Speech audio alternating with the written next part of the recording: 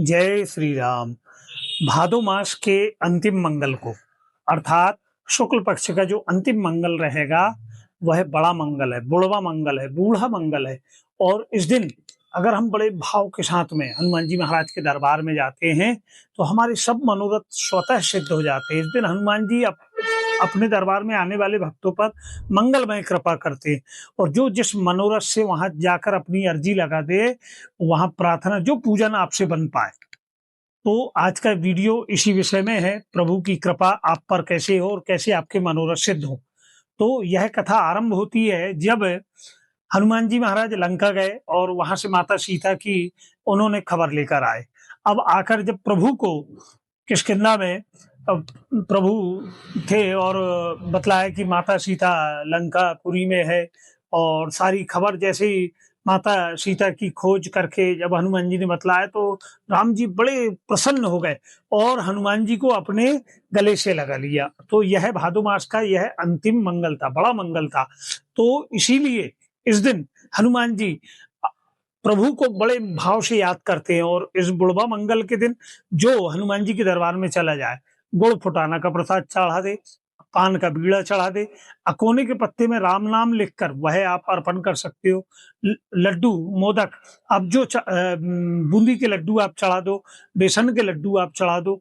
बड़े भाव से हनुमान जी महाराज के दरबार में बैठ के सुंदरकांड का पाठ कर लो, रामायण का पाठ कर लो और 108 राम जी के नाम की माला कर लो, तो हनुमान जी बड़े प्रसन्न हो जाते हैं। तो बुढ़वा मंगल के दिन प्रातःकालीन वेला में आपको हनुमान मंदिर जाना है, प्रभु को जल अर्पण करना है, हो सके तो पंचामृत से स्नान कराएं, फिर उसके बाद यज्ञोपवीत जनुई अर्पण कर दें, सिंदूर चोला भी आप अर्पण कर सकते हैं, चमेली तेल ले लें या फिर शुद्ध गाय के घी में भी सिंदूर घोलकर प्रभु को अर्पण कर सकते हैं। साथ में अब प्रभु का दिव्य श्रृंगार हो गया। फलों में जाम अमरूद केले हनुमान जी को बड़े परम प्रिय है, यह आप भोग लगा दें। बड़े भाव से आप आरती कर लें, हनुमान चालीसा का पाठ 11 बार कर लें, क्योंकि बुढ़वा मंगल के दिन जो मनुष्य हनुमान जी महाराज पंचमुखी दादा के दरबार में या फिर आपके नगर में जो भी हनुमान जी महाराज वहां पर आप जो अगर आप सेवा कर पाए, क्योंकि दो भगवान है जिनकी हम हाथों से हमारे द्वारा सेवा होती है। एक है भोलेनाथ, जब हम उनका अभिषेक करते दूध दही से तो हम हाथों से उनकी सेवा करते।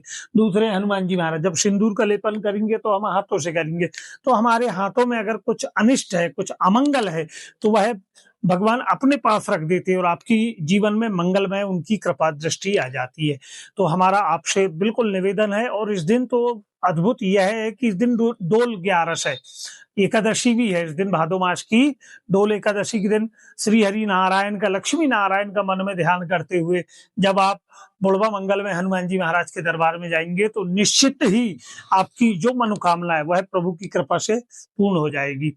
और बड़े भाव से आप प्रातः, मध्याह्न, संध्या के समय, रात्रि के समय जब आपको समय मिले स्नान करके शुद्ध साफ वस्त्रों को धारण करके फिर दादा के दरबार में जाएं और एकाग्र चित्त होकर, किसी भी प्रकार से आपका मन विचलित ना हो, और आप जितनी देर आराधन कर लें और जो भी मनोकामना से आप अर्जी लगा लें, निश्चित ही हम आपको पूरा विश्वास दिलाते हैं कि आप हनुमान जी महाराज के दरबार से खाली नहीं जाएंगे। क्योंकि नासे रोग हरे सब पीरा, जपत निरंतर हनुमत वीरा, जय जय जय हनुमान गोसाई, कृपा करो गुरुदेव की नहीं। जैसे गुरुदेव भगवान की कृपा अपने शिष्यों पर होती, ठीक उसी तरह हनुमान जी महाराज की मंगलमय कृपा दृष्टि बुढ़वा मंगल के दिन जो उनके भक्त उनके दरबार में आते हैं, राम नाम की अर्जी लगाते हैं, उनकी वह मनोकामना सिद्ध हो जाती।